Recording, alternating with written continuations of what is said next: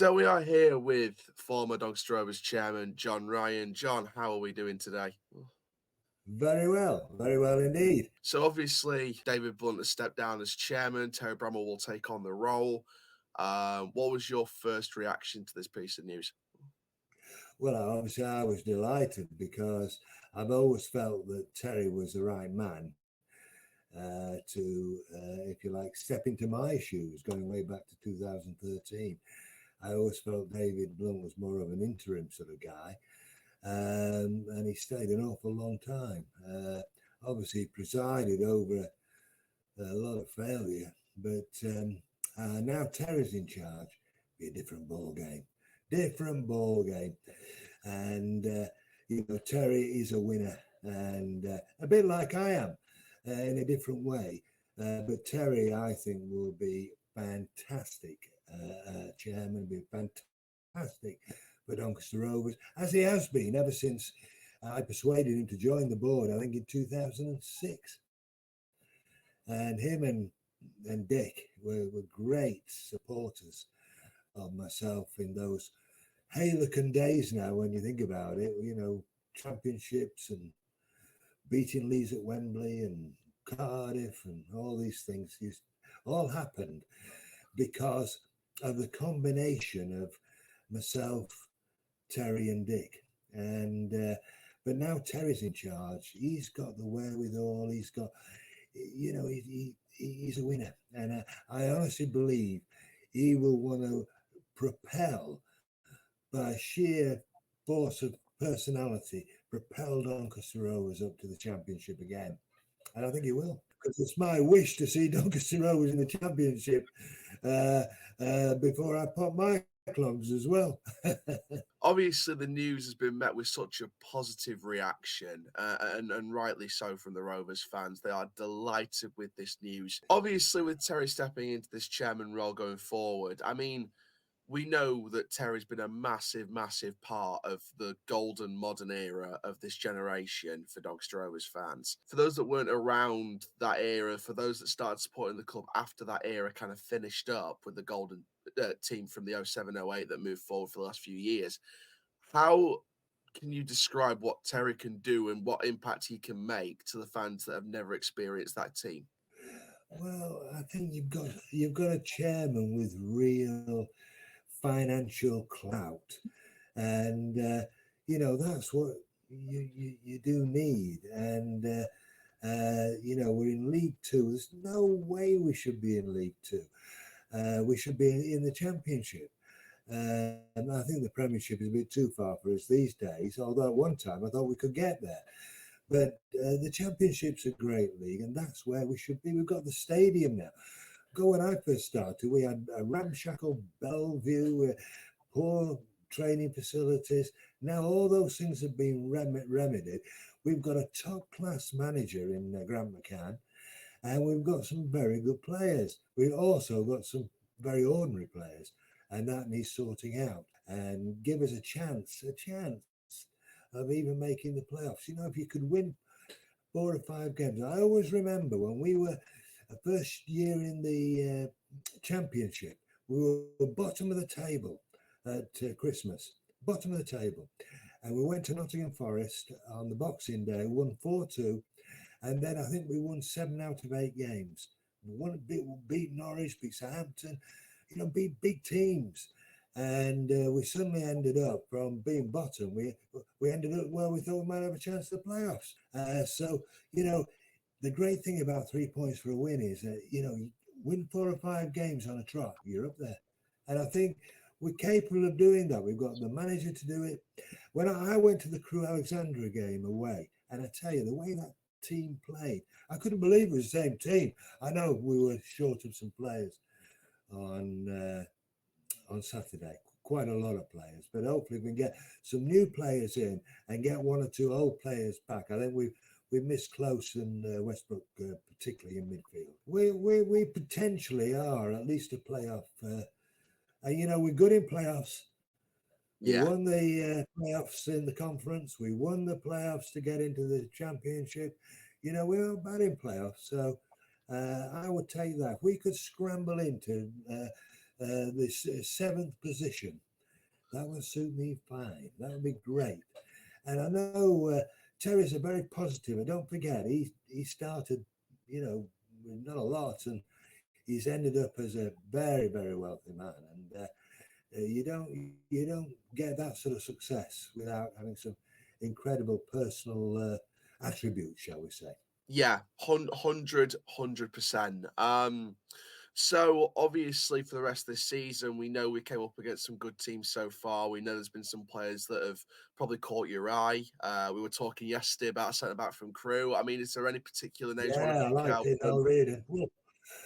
Yeah, I said to Grant, go, we could do with signing him if we could. He scored twice against us, and he was a colossus. He won them the game because we were the better team at Crewe, without any shadow of a doubt. But sometimes you get an individual that can just make the difference. so obviously, with this being a full interview, we're going to sort of go through some of the, best moments, shall we say, of your role as chairman back in the day. So for those of you who don't It's going to be a long podcast, know. um, that. so let's take it back to. I mean, it's a bleak day for Rovers fans. I wasn't around then, but I read all about it. I've watched everything about it, and I know exactly how much this club means to the fans and how quickly we could have lost that. 1998, a dark year for most Rovers.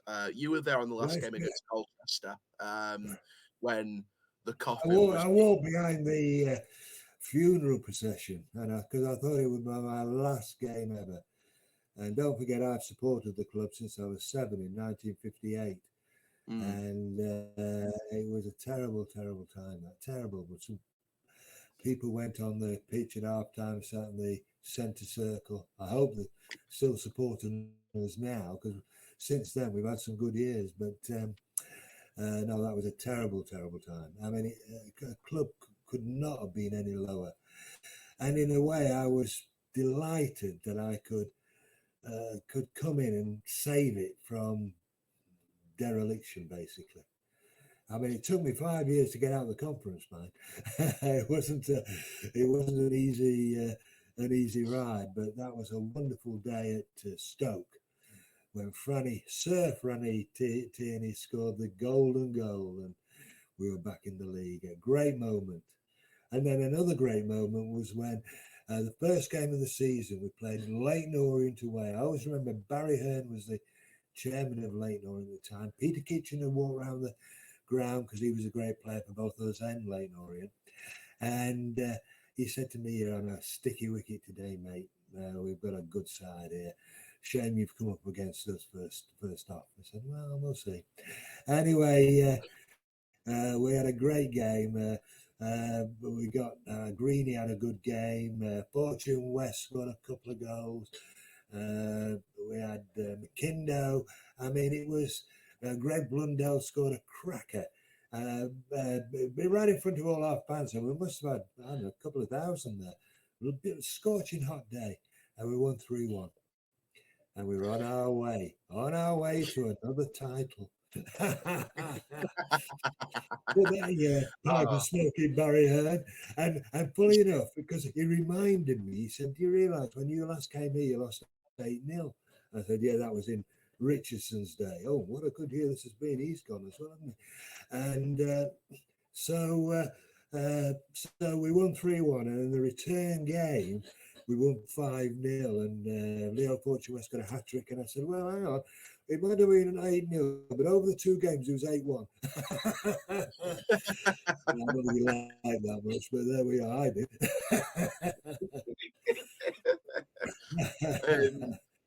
Yeah, I mean, yeah, just some early great memories there. I mean, obviously going back to that relegation to the conference. I mean, you brought in the Snowden brothers. I mean, they were just they sort of set the foundations in a way. And I sort of guess that first kind of trophy moment was the Conference League Cup, the Macmillan Yeah. Trophy. It was then known against We had Farnborough about Town. nearly 8,000 people there. People were locked out.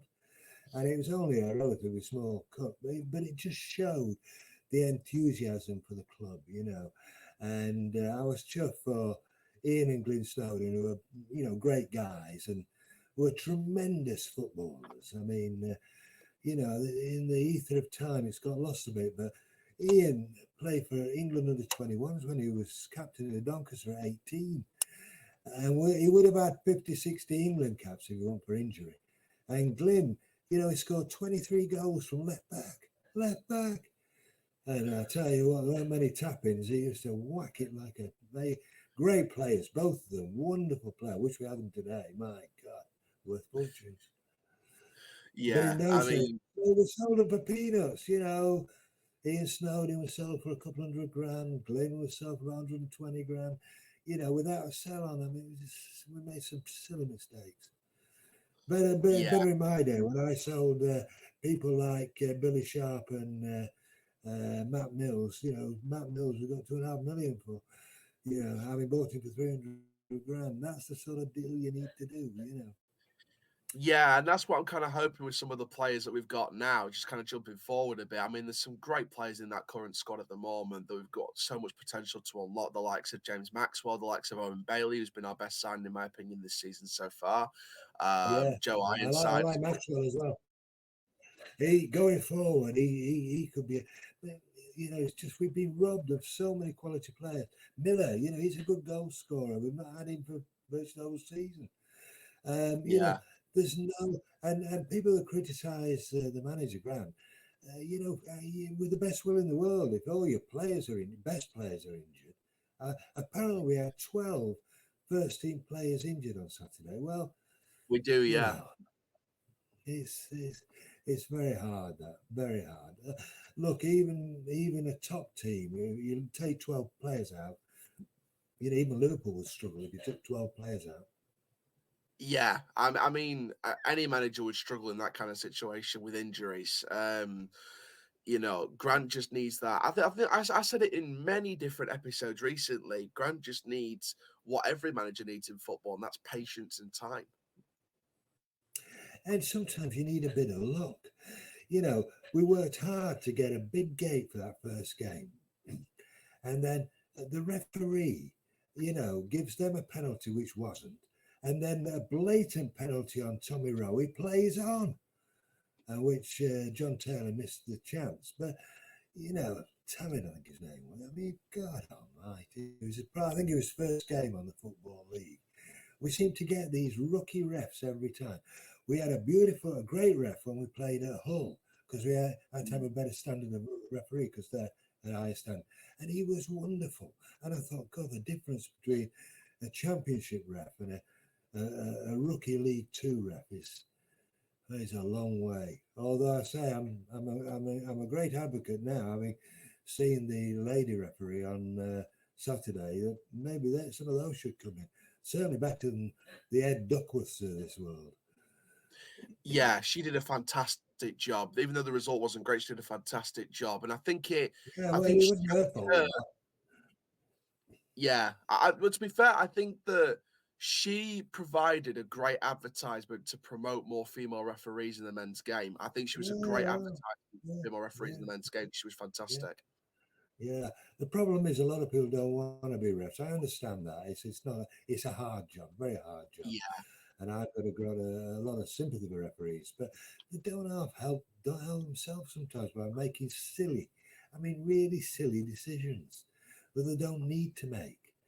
And there we go. That's Yeah. I mean, Howard Webb is from Rotherham. I mean, he looks after.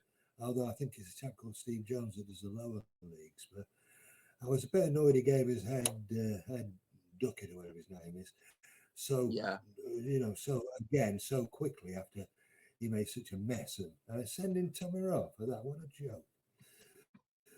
Yeah. I mean, the only kind of positive spin I can put on it is at least it's not like South African football because there's actually a clip going round of someone in their car trying to run over the referee after a bad decision. At least it's not as bad as that. No, At least it's not as bad as that. No, we just politely say you didn't do as well as we thought you might. So let's go back then. Big. I mean, obviously we won the Conference League Cup the year after we first won it, first trophy in 30 odd years, and then we come to that big game in 2003, playoff final in Stoke, Dagenham and Redbridge. I mean, what a game with all the Brilliant, twists, all the brilliant, turns, and Francis Tierney brilliant. steps up. I always remember it must have been just before he died. Brian Clough came up to me and said, "I think you're going to win today." He said, "You're not a bad side," and I said, "Well, thank you, Brian. I really appreciate that." And because I always remember, in the old days, we tried to sign. Oh God, they wanted 20 grand for that England forward. What was his name? Forgot. Went to Hamburg. Played for Arsenal. Tony Woodcock. Oh, Yeah, Tony Woodcock, 20 grand, and we couldn't afford it. I mean, oh God, we had him on loan.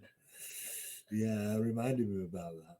He said, yeah, that was because Terry Curran, we sold Terry Curran and we got Ian Miller and Dennis Peacock in return. That wasn't a bad deal. Although Terry Curran was a hell of a player. What a player he was. You see how far I go back with Doncaster Rovers. But coming back to the playoff, that was a crucial game. It's just down the road from me. I live in Knutsford, so just down the road. And I thought, God, we got to win this one. We really got to win this one. And when we were 2-0 up, and then typical Rovers, back to 2-2, and then good old Sir Francis knocks in the golden goal. The only time I've known it happen, where a golden goal is when you score, you've won. That's it, end of game. That was a great moment. Great moment. Back in the Football League after 5 years out. Great. yeah. Wonderful time.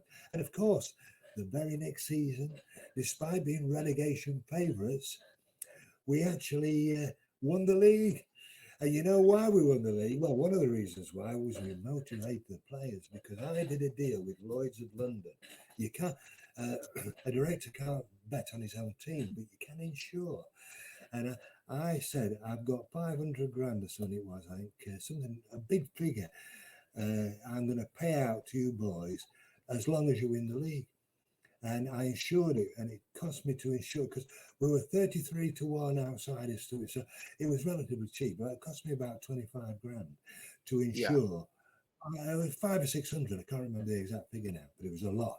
In those days, it was a lot. And I said, come on, boys, you've got the chance of a lifetime. And these lads have just come from non-league. They're all on relative peanuts. Here's your chance. And of course, they gave their blood. And Hull City were the red hot favourites. And I always remember, we've got to get by Hull City. And we gradually came up the league, and eventually we won the league. And you know what? I was really annoyed with the FA, as per usual. I said, look, we've won this league now 3 times, twice in the 60s, and now we've won it again in 2003-04. Give me the trophy. I want the trophy. We've won it 3 times. Oh, it's a different league now. I said, look, it's a 4th tier. Still is a 4th tier. Always been the 4th tier. But it's League 2. No, you're doing it's 4th division. I said, so what? It's the 4th. Anyway, that's the FA for you. As you can get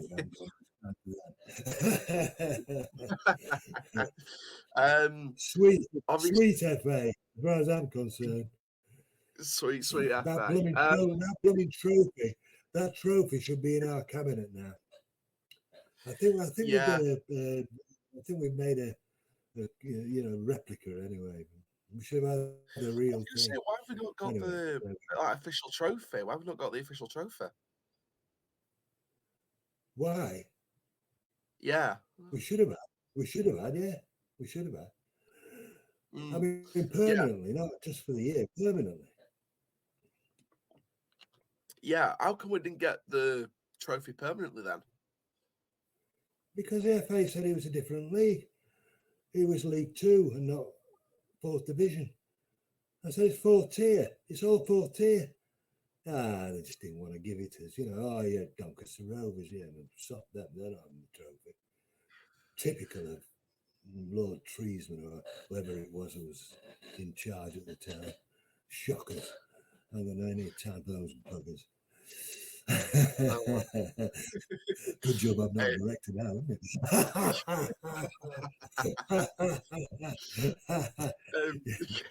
it? Obviously, one of the last memories at Bellevue was the Carling Cup run of 2005. I mean, Oh my that just God. strikes. I think that was Oh my God. my earliest Yeah. memory as a Rovers fan. That was my very first Oh, I memory tell as you a Rovers fan. what, we played Gillingham in the second round. Good old Heffernan. What a signing he was, by the way. Went down the M1 to sign, and we were signing for Notts County from Bristol City. And I went down the M1 and signed it in the bloody car park. I said, come on, you're coming to us, mate. You're not going to bloody Notts County. And by what a signing he was. Paul Heffernan, great player. Scored twice against Gillingham. And then we got Man City in the next round. And we beat them on penalties. Oh, great. I loved it because, of course, I was a shareholder at Man City and I used to sponsor the youth team, which came in very handy for Doncaster Rovers, I can tell you. And, of course, I was a good friend of Alex Ferguson because I used to sponsor Man United as well.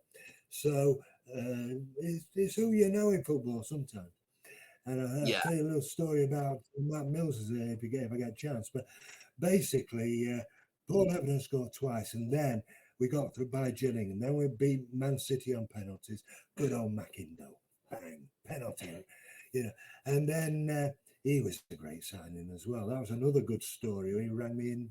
I was in Italy. I couldn't believe my luck when we signed him.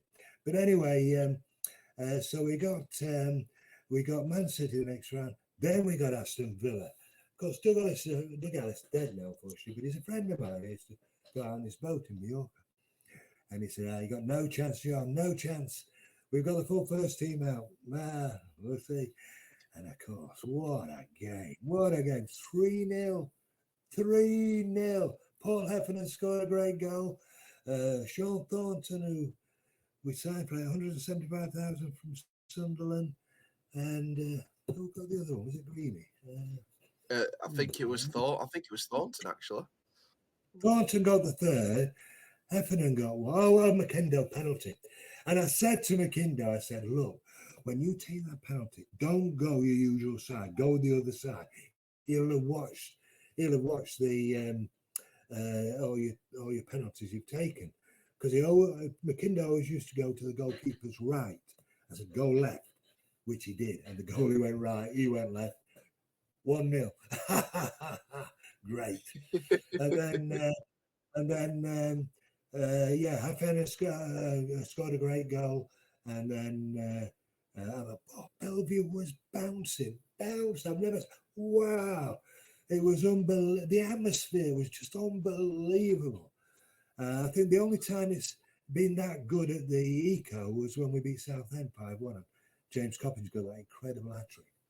But that was, and then Arsenal. I mean, lucky Arsenal.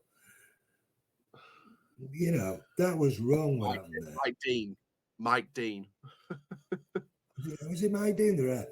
Well, but it wasn't Yeah. Mike Dean. It was the guy on the side. It was that blooming guy from Northeast. Can't remember his name now, but anyway, there was no extra time, none at all, because there were no substitutions, no breaks in play. It was 0 time up, and he put 2 minutes up, and in those 2 minutes they equalised, and we lost on penalties. And I said to him afterwards, why did you put 2 minutes? So he said, well, the referee didn't signal anything to me, so I just took a stab at it. I said, the reason he signaled you because there wasn't any. Where do you get 2 minutes from? No substitution, no breaks in play, no injuries, nothing. He said, well, sorry, that's the way it goes. Yeah, thanks a bloody bunch. What was his name? Never liked him. Anyway, that's another story. But we lost to Arsenal. But even Arsene Wenger had the good grace to admit the best team. We were the best team and should have won. Yeah, To obviously go really out great to start. draw 2-2 with Arsenal and to go out on penalties was a real sickener. That was possibly one of the most sickening moments because it was like, taking your birthday present away, just about to bite into it, or if it was a Mm, cake or something, killer, that's football. But of course, we yeah. got our own back at Brentford. Yeah, we Oh, got our yeah. own back What? at What? Brentford. Again, What a another hit second that was. Good old James Coppinger. What a player. What a player. Oh, He's lethal from 5 yards. yeah. I mean, Coppinger's just one of those legends. I mean, let's just talk about him for a second. I mean, came from Exeter City, obviously a former Newcastle United academy graduate, and then he Yeah. creates this legacy where definitely in the modern era, but possibly of all time, he is one of Doncaster Rovers' greatest players of all time, Well, without a shadow of a doubt. the only one I put ahead of him is Alec Jeffrey. I mean, Yeah, but James was much more long lived, and he came as a raw lad. I always remember his first goal against Bristol City. It was a header for him, and then I always remember he was going to Ipswich, and I had a meeting with him on the motorway again. I seem to spend all my time on motorway service stations speaking to players. For God's sake, James, this is what we can offer you. Blah blah blah. Because he was going to Ipswich, and I said, stay with those. You build a legacy, and of course he has, because he's become our. How many times did he play for? I don't know. Incredible nearly. I number. think it's over 600, and it's over the Yeah. 600 mark. We're Anyway, getting near to I, the 100 mark. I persuaded him in the end. I said, look, we can have a testimony. You can do this, do that. And in the end, I persuaded him to stay. And it was the best thing. Well, one of the best things I ever did for Rovers, because the joy of that hat trick against Southend. That's the best hat trick I've ever seen. And don't forget, I watched a lot of football in Manchester. So I've seen some Mm, pretty good players. My only sadness with James Coppinger, he never played in the Premier League. Well, I think he played one game in Newcastle, but yeah, he he should have played in the Premier League for us, really. If certain things if certain cards would have fallen in a different way, he would have been. But anyway, that's history now. yeah. Yeah, that I think that's and to be fair, that's something I sort of wanted to just touch base on. Really, obviously, there was that time when we were in the Championship. We were near to the top of that sort of top end of that league. We were very very close to hitting those playoffs at one point. What kind of made the difference from wanting to make the step up to the Premier League and what eventually happened in our history? What certain cards were you going to kind of look at dealing, or what cards weren't dealt to try and get into that Premier League? Well, the problem is that there was no problem. We had a great team off the field. There was me as chairman, Dick Watson, great guy. I can't speak Mm, highly. It was a tragedy when he died a few years back. Tragedy for Doncaster Road, tragedy for his family, of course. I saw Andrew and Sarah in the lounge not so long ago. He was a great supporter of the club, as was Terry. You see, and so the three of us, we call ourselves the three amigos. We all clubbed together, 400 grand each to buy Billy Sharp. Um, you know, Matt Mills, I managed to get Matt Mills out. They wanted £1 million for him. And I said, come on, how about Man City? Without sponsoring this, that, and the other. I'm a shareholder. And Sven Göran Eriksson said to me, look, I've been told to look after you. He said, well, look, I've got 300 grand, which is, 100 grand each for us three. I said, we've got mm. 300 grand. That's all I can afford. Um, will you take it? He said, okay, I've been told I've got to take it. Right, come on. Deal done. We sold him for 2.5 million to Reading. Mm. Never sell Not a bad deal. So that's how you get the team up, And if you reinvest that money, which we always did in those days, the money was reinvested, and we bought, stocky. I mean, what a 150 grand Oh, from Preston. What a player he was. And I tell you what, I battered Sean O'Driscoll to sign Richie Wellens. I said, you're free. I don't know who he is. I said, you don't know he's because you're down south. I've watched him at Blackpool and Oldham and all. He's a cracking player. Signings on a free. Ring him now. And there, he's on the phone ringing. And he rang him and he said, yeah. And he came on a free. And we sold him to Leicester for 1.2 million. Having had 2 or 3 great seasons out of it. What a player. Shame he didn't work out as manager because he played Doncaster Rovers. He was a great, I mean, what a midfield. Then we got Martin Woods from Rotherham on a free. We tapped him up at one of those award ceremonies, you know. Come and play for us, will you, mate? I will pay you. And that's how you get your team together. And then Gareth Roberts, O'Connor, you know, the fullbacks, you know, the Neil Sullivan, what a goal he was, by the way. oh, you know, brilliant. I mean, that's how you get your team together. The big problem we had, if we'd have had Billy Sharp a year or 2 earlier, we'd have got in the Premier League. We were just short of a quality striker. Well, I suppose most teams are, but if we'd have had Billy Sharp a couple of years earlier, because we had Mills at the back, we had Wellens, we had Stark, we had Neil Sullivan in goal, we had the 2 Roberts and O'Connor, great fullbacks, James Coppinger, of course, you know, to provide the bullets for Billy Sharp. And of course, that's how we managed to stay in the Championship 4 seasons, which is good for a club of our size. Very good. And then, of course, we went down and brought Dean Saunders in, and he put that great team together. What a man mountain he was. Rob Jones. You know, that season we won 15 away games, including the important one at Brentford. And it breaks my heart. I look at the table as it was then. Bournemouth in the Premier League, Brentford in the Premier League, Sheffield United in the Premier League. I know they're going out of it again, but you know, they've all been there. And we were ahead of all those at that moment in time. It could have been so different. Anyway, that's life. Yeah. I mean, the sort of, last 2 big memories of your reign as chairman was obviously the 1-0 at Wembley and that goal at Griffin Park. I mean, first of all, let's talk about Wembley. Playoffs in League One, 07-08. I tell you, I thought I died and gone to heaven. I mean, what a day, you know, the crowd. I know we had 25,000 there, Leeds had about 55,000 there. But what an occasion, all coming out the red carpet, and, you know, the big banners going up, the fires coming up. I'm next to Lord Mulwinning. He said, apparently they told me to say that if you score, you're supposed to, you know, you're supposed to sort of be, you know, discreet about it in the royal box. I said, oh yeah, sure, you got it. And of course, when we did score, yeah,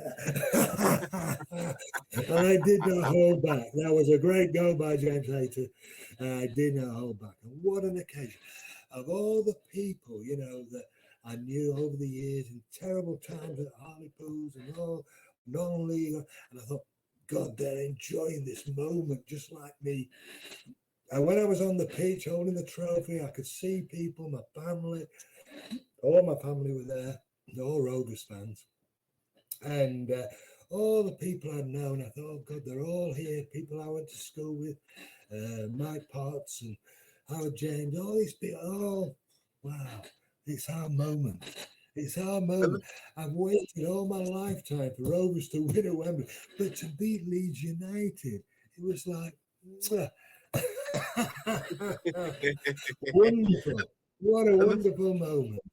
The thing is, as well, I know we were the underdogs going into that game because there was many that were looking at Leeds' situation going into that final and thinking They've just come off of a points deficit. They've replaced Dennis Wise with Gary McAllister. They were going to complete this miraculous comeback from a minus points deduction. And we go and upset the apple cart, and we prove that we're not the underdogs, we're the favourites. Absolutely. And great moment. One of the greatest moments. Well, in the history of the club.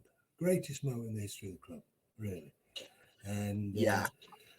As far as I'm concerned, beating Leeds at Wembley was like, I suppose Man United would have been just as good, but I don't know, Leeds, historically, such a big team in Yorkshire for Rovers to beat them. Yeah, I mean, Caviar and champagne, here we come. And of course, I went down the dressing room, I got completely doused in beer and champagne, God knows what. And great obviously, great day. Yeah, fact, I mean, how many years? 15 years as chairman, 15 years. I tell you, wow. My God, we had some good moments, didn't we? Good. Oh, and I tell you what, Terry was very much part of it, the second part of it, and that's why I'm so delighted that he's now chairman, because he's a man who can, and it sounds a bit arrogant, this, but it can fill my boots. He's the man that can fill my boots. David Blunt never was. I mean, let's now go on about that second moment, that goal at Griffin Park in 2013. I mean, you couldn't have written the script better for Brian Flynn, his players, and the fans. No, it was just unbelievable. I mean, when he gave the penalty, which I thought was a bit harsh, and they were celebrating before the scoring. And then when I saw the three players arguing about who's going to take it, and I thought to myself, I hope it's not O'Connor, because O'Connor would score. He was their captain. And in the end, it wasn't. It was the guy on loan from Fulham. I can't remember his name now. Marcelo Trotter. Trotter, yeah. And I thought, he's got a chance of missing this. And he set it up as though he was going to. And Greg Dyke, who was the chairman of Brentford, also chairman of bloody BBC, I was crowing a bit. I said, you haven't scored it yet, mate. And I was with Duggan, the guy from Midsummer Murders. He's a big Rovers fan. And I said, well, and then Dick was sat there, and I said, oh, bloody hell, we've gone all through this season. We're going to have to go through the playoffs by the looks of it. And I said, well, you never know.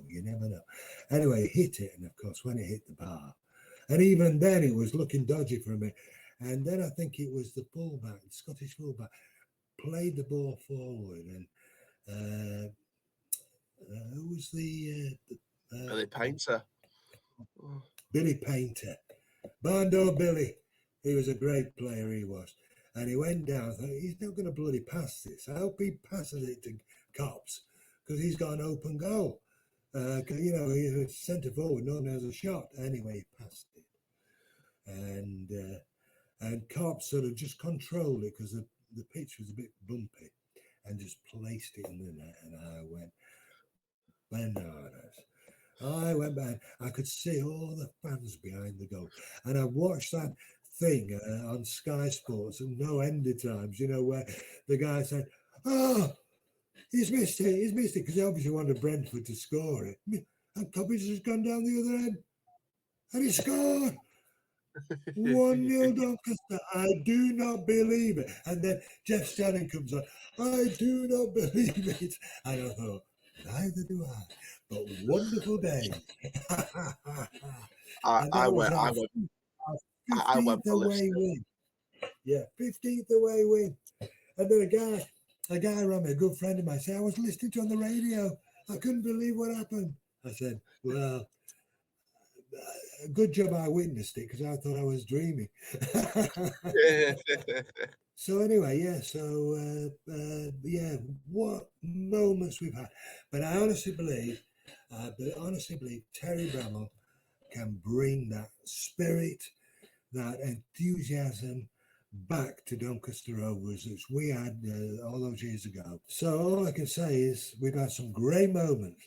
So when you're contemplating Saturday's 5-0 defeat to Morecambe at home, just remember there's been some good moments, golden moments. Yeah.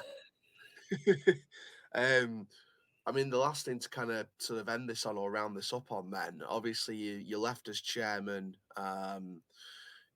about a decade ago now, and Yeah, obviously it's yeah. I mean, it's been a decade the decade since has been, very much an up and down rocky road. There's been yeah. ups, there's been downs, but I mean, when you look back on when you left and the reasons why you left, did you think, no matter what the reasons were, did you think it was the right time to step down, or were you eager to I carry thought on? I had a lot more to give at that moment in time, but unfortunately things went against me, and I'm not blame individuals, but put it like this: I had no problem with Terry, and that's why I'm delighted for him now.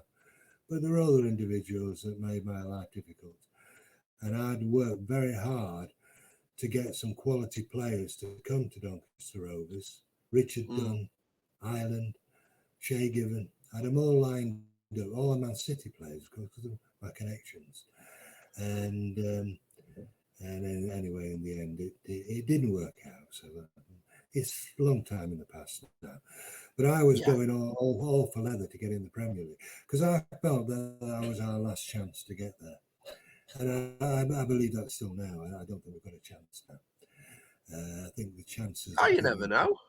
You never know, but the odds are much reduced. But look, I'd be happy if we got to the Championship again. That'd be great, a great Yeah, achievement. It's a great league, the Championship. I think in many yeah. ways better than the Premier League.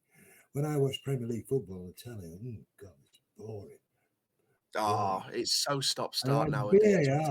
VAR has taken a lot of the joy out of football. Oh, his Oh, left fingernail was offside. So this wonderful goal has been choked off. Bloody great. No, that could just VAR. push with our luck, we referee sometimes, that could just push it even further down the drain. It's just some guy in Stoke or wherever it um, is making a decision. Even the referee has to take all the abuse when it all goes wrong, and yet he hasn't taken the decision. And what amazes me is when the refs go to the screen, why don't they sometimes say, "No, I made the decision. I'm going to stick with my decision. Sod you." But they don't. They just go, "Oh, well, yeah." And when you look at things in slow motion, it looks different. You know, some Mm. poor decisions. We've got it's a poor setup generally. Howard Webb's got his work cut out there. He really has. Yeah, yeah, 100%. Last thing then, just as a general kind of summarize, what sums up being a Doncaster Rovers fan to you, to those that don't know? Well, what I'd like to see now is I'd like to see all Rovers fans come together and get behind Terry Bramall. That man is not a dyed in the wool football fan. I persuaded him to join the Rovers and he was keen to do so. But he's put millions and millions into Doncaster Rovers over the years and he deserves our support. And that's why I put things out on social media. Get yourself down there. Give something back to the town. Give something back to the club. Don't worry about the fact we lost 5-0 last week. Next Friday night will be different. Believe me, it'll be different. Be a different atmosphere. The players will be in a different place. We'll see a good game, and come down and support him. I think, I think, I think he deserves it. I really do. Yeah, 100%. John, as always, it's an absolute pleasure to always have you on the channel. We've had you on for the last couple of years now, and long may that continue, obviously. Right. Well, always glad to talk about Doncaster Rovers. It's been my lifetime's work. Yeah, thank you very much, John. Thank Thank you you. to everybody for listening to this, watching this. This has been the Chall Chats podcast. I'm the CHALL. Ta-ra for now.